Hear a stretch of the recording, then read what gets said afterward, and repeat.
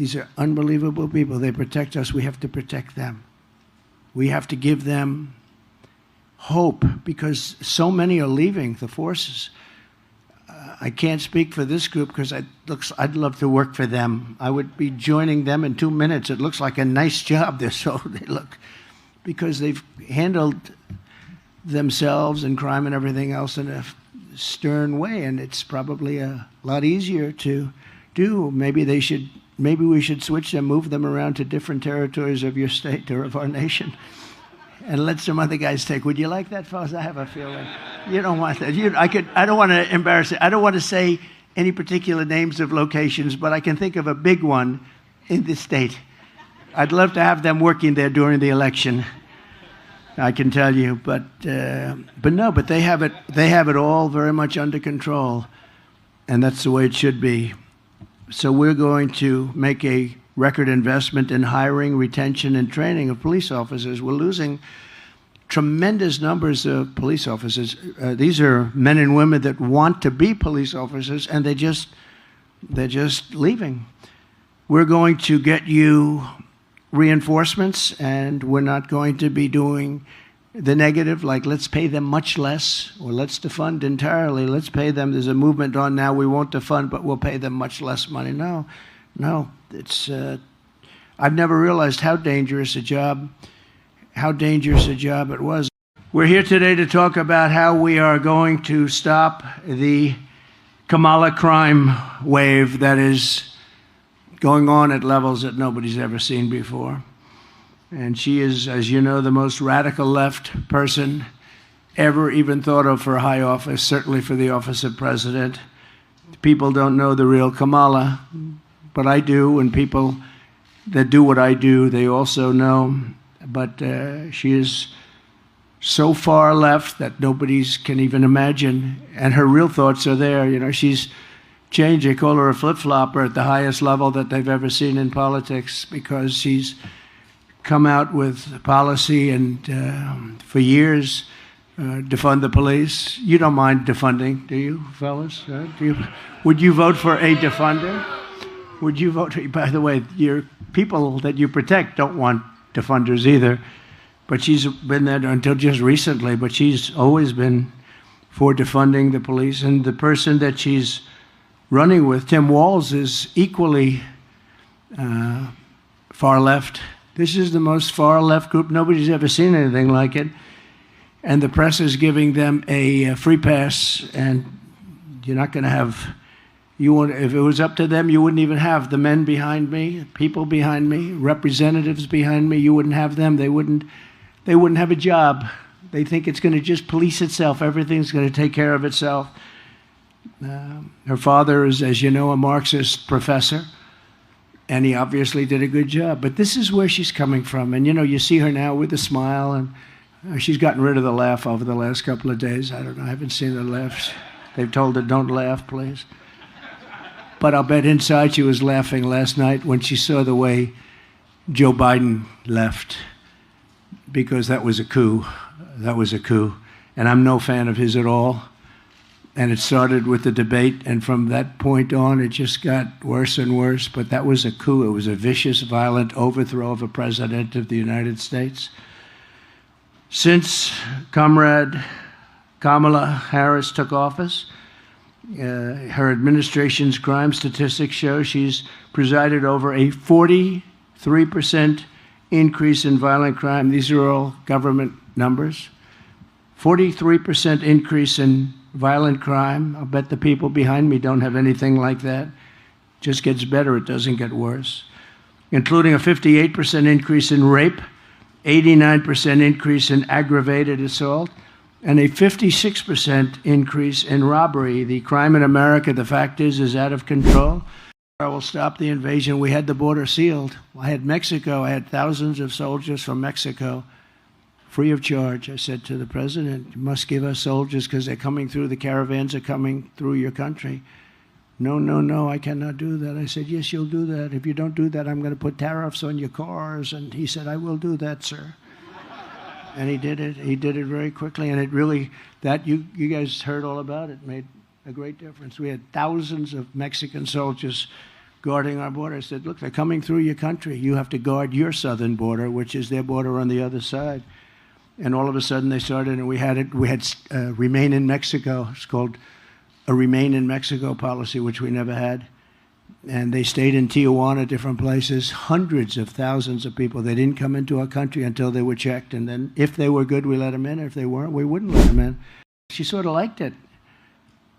As the California Attorney General, she redefined child sex trafficking, assault with a deadly weapon, and rape of an unconscious person as a nonviolent crime. All of them were redefined by her as nonviolent. Kamala Harris supports abolishing cash bail nationwide.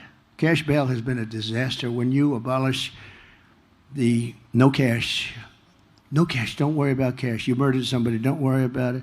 That was really the beginning of problems for New York, big problems for New York, but elsewhere also. But it means releasing violent criminals immediately after arrest. No money involved. Don't worry about it. Go home, enjoy yourself. Many of them disappear. You never find them again. Many of them immediately start killing again.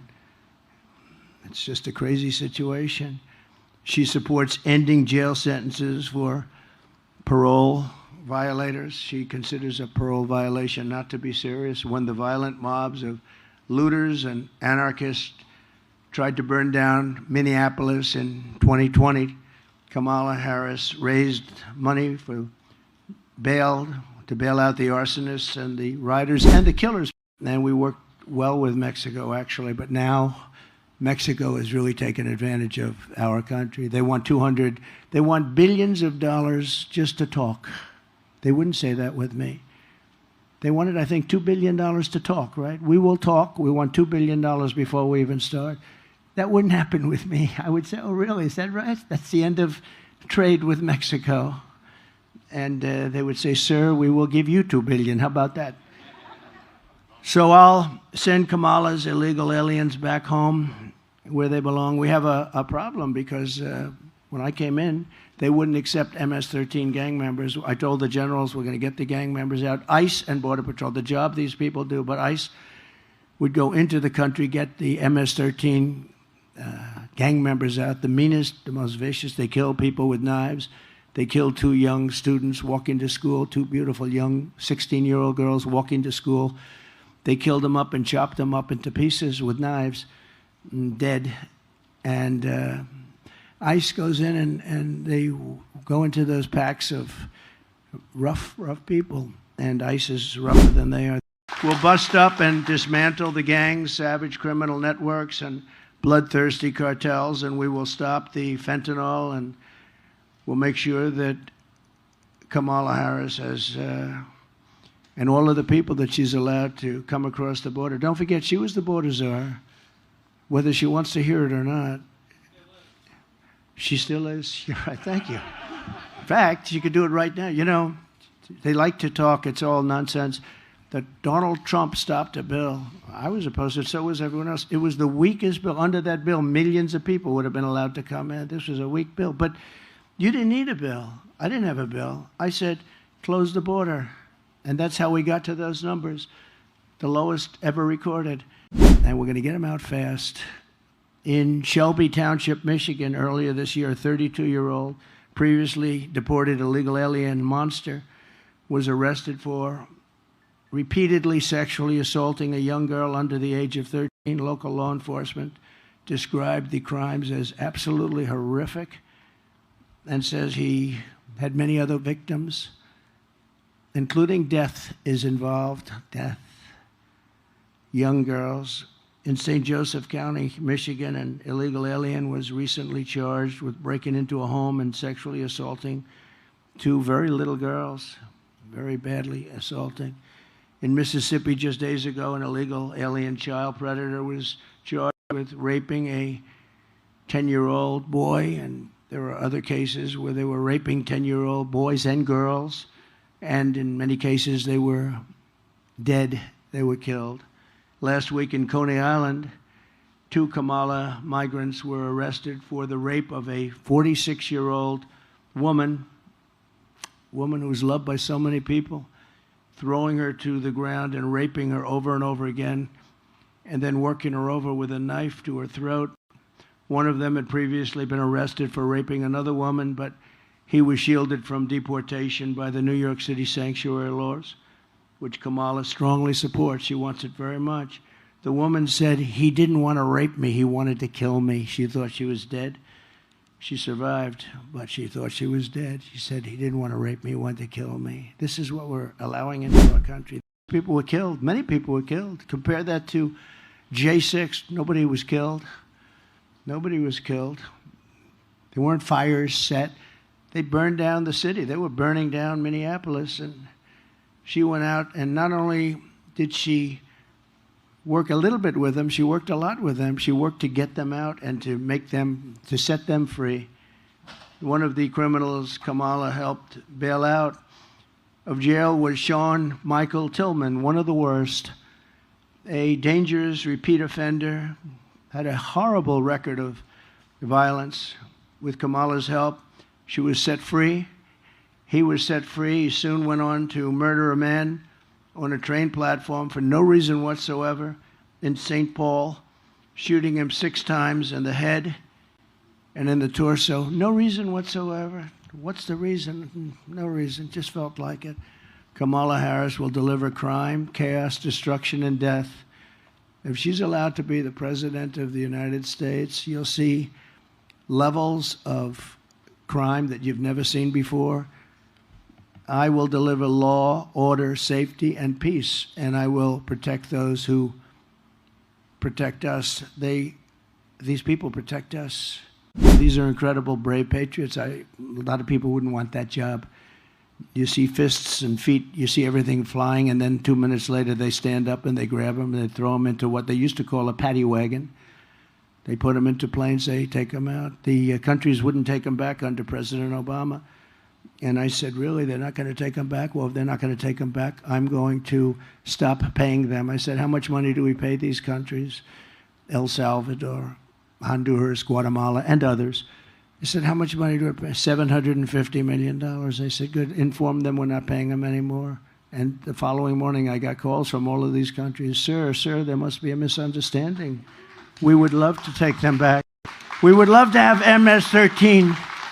We would love to have MS-13 back in our country. It would be a great honor to have them back. And, you know, before we get too far, and we're almost finished, but before we get too far, I want to tell you that we have criminals from all over the world pouring into our country right now. Your job will never be obsolete, you know. It will never be obsolete, unfortunately. It would be nice if we could have peace, but we're not going to have peace. I said, close the border. I didn't have a bill. I didn't need a bill. She doesn't need a bill. Biden doesn't know where he is, so where is he? Whatever happened to him? He got out. He got out. He's now sunbathing. He's in a beach someplace. But all he would have to do as president, or her, is say, close up the border. And it's closed. But they don't want to close the border, because when they first took over, I had built hundreds of miles of wall, and I had 200 miles of wall in addition to what I said I was going to do, because certain areas needed it. As we closed areas, other areas became very, very strong in terms of people wanting to come through. So I bought 200 additional miles. It would have taken them about 3 weeks to erect it. We were all set to erect it. Then we had a terrible election take place, terrible election, and everybody here knows that. And I realized that they don't want to do it. And I will crack down on local Marxist DAs who refuse to enforce the law. They refuse to put murderers in jail. And you see it all over. As the district attorney, Kamala Harris, was one of the worst and one of the first Marxist prosecutors in America. She said that, and some people said she was the godmother of both sanctuary cities, because this was a while ago. This was when it all started. And that horrible shoplifting epidemic, she shielded illegal alien crack dealers from deportation. She fought like hell to have crack dealers not deported. She came up with the concept of $950 and below. You don't even get prosecuted. $950. So guys are walking into stores with calculators to figure out. Did you know that? They have calculators. They're adding it up. They want to make sure they're under 950. But it didn't matter because they didn't prosecute the ones that went over either. She ignored the pleas of victims, families, members, and refused to seek the death penalty against, as an example, an illegal alien MS-13 gang member. These are the worst gangs in the world, who murdered an innocent man and his two sons for absolutely no reason. They said, "Why did you do it?" He said, "I felt like it. I felt like it." So when Kamala, until recently, was called a Marxist prosecutor, she didn't even disclaim the title. And yet she speaks so bravely about things that she shouldn't be speaking about. But you look at radical liberal Kamala Harris. She's been the ringleader for this anti-crime and the anti-police crusade. It's a real anti-police crusade. They just have it out for the police. Nobody knows why. I don't understand why. From a common sense, I like to say the Republican Party is now the party of common sense. Conservative, yeah, I guess conservative. It doesn't matter. It's the party of common sense.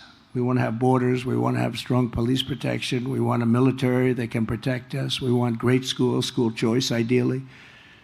We want to have a good life. We want to be safe.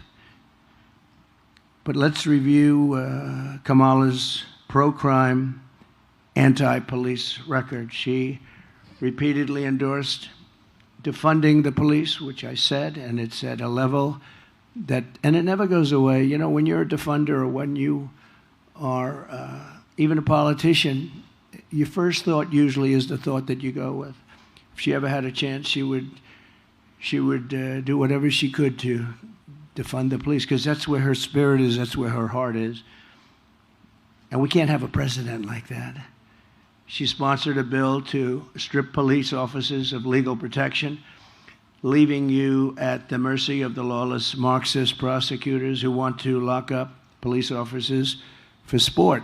They lock them up, in many cases, long before they lock up the criminal. And they go after them, too, violently. They don't go after the criminals. Murderers are released 2 hours after the murder. She wants to bankrupt the police unions. She wants to destroy policemen in general. And they ruin your lives, your jobs, and they ruin everything you've lived for, everything you've felt that you want to make great. You want to make our country great. But it's very dangerous in terms of a possible World War III. We're very close to World War III, and people don't realize it. We're closer than we've ever been, I think, ever since World War II, but this would be the war of wars because of weaponry. This isn't, as I say, two army tanks going back and forth shooting at each other. The level of power, the level of weaponry that there is in the world today is so bad, is so dangerous, is so bad. Over the past 4 years, the Marxist left has waged a vicious war on law enforcement in our country. They've taken away the dignity and the spirit and the life of some of these police officers, and that's why you see it. The crime is so out of control in our country. I mean, you have cities, I will say this, the top 25, almost all are run by Democrats, and they have very similar policies. It's just insane.